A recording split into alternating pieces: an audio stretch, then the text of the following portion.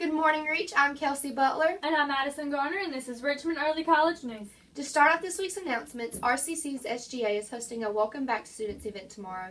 It will be from 11 a.m. to 3 p.m. There will be snow cones, cornhole, volleyball, and games. You must have your RCC ID. Remember that if you sign up for the SAT by September 3rd, then you will be testing on October 3rd. The next deadline is October 9th. What you need to take with you on that testing day is very important. You need your admission ticket that you can print from collegeboard.org, and you need 2 No. 2 pencils.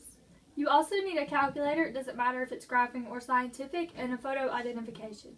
Cell phones, timers, and any other recording devices are not allowed in the testing room.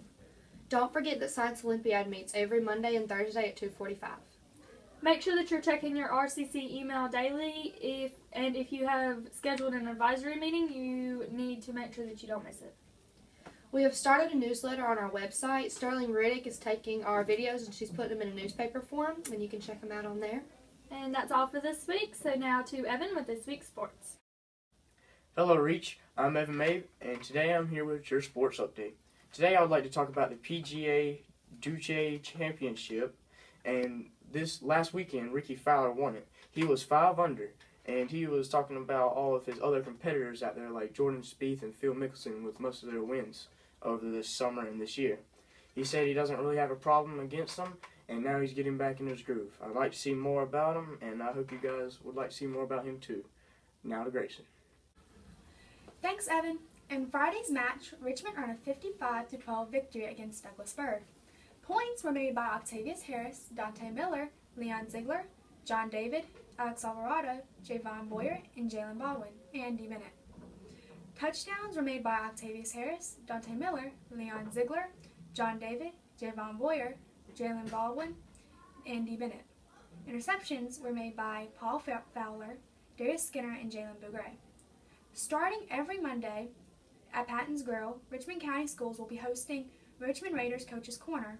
There is a $10 entrance fee that includes a meal, and you can watch the recording for Channel 21 News. Taping will start at 6:30. Now to weather. Good morning, Reach. I'm Corey with this week's 5-day forecast. This week is looking to be nice and sunny so far. Monday, sunny, high 78, low 53. Tuesday, mostly sunny with clouds in the early afternoon, high 82, low 56.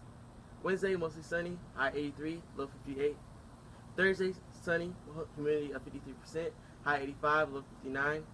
Friday, sunny, humidity of 53%, high 86, low 61. Now to April with Around the World News. Good morning, Reach. I'm April with this week's Around the World News. More than 66,000 people have signed up to march throughout London demanding positive change in Britain's stance towards refugees. Syrian civilians are desperately escaping to EU countries as all they have is lost in the Syrian civil war.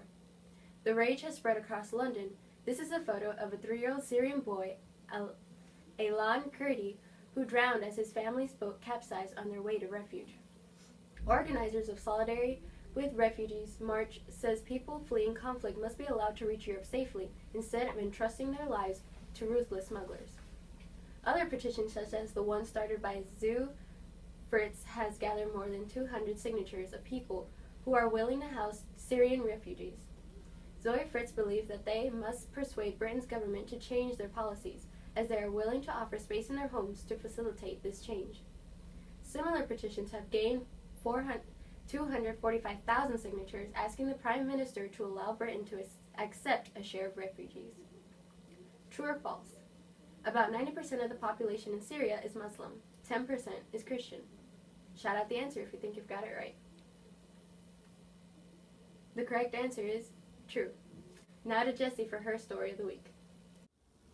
Thanks, April. This week I'll be talking about the live Apple Developers Conference that was on TV last week, and they talked about the new Apple TV, the iPad Pro, and the accessory to the new iPad, the iPad Pencil, and everyone's been talking about this, and I figured you guys would really like to hear about it. So the new iPhone 6, and they really haven't come up with a name for it, but that's the main thing that they talked about at the conference. They were looking at either calling it the iPhone 6s Plus or the iPhone 7, but they still haven't made a decision yet. So if you guys have any opinions on that, make sure you comment below or tweet us at ReachNews1 and share with us what you think, and maybe they'll pick what you think. If you think it should be something else, share that with us, and we'll make sure to talk about that next week. But the new iPhone comes with the iOS 9, and that features new updates on some of the pre-purchased apps on your phones, like the News app and the Maps app, and also the Notes app has a bunch of new features as well. It's supposed to have better battery life and a better security, but we never know with Apple, do we? And on the new iPad, you're supposed to be able to open 2 apps at once, so that'll be a lot more convenient. And also, the prices, they should be about the same price. If you have a 2-year contract with your mobile provider, they should be about the same price as the iPhone 6s and the C was. But for asking price now, the 16 gigabyte iPhone is $299, the 64 gigabyte iPhone is $399, and the 128 gigabyte is $499. So if you have a contract, it should be about the same price as the past 2 iPhones that came out. But if you don't, the asking price for if you were to buy it at Best Buy or another store, it was most likely around $700, I believe. I'm not too positive on that, but those are the prices if you have a contract. That's all for this week's Around the World News.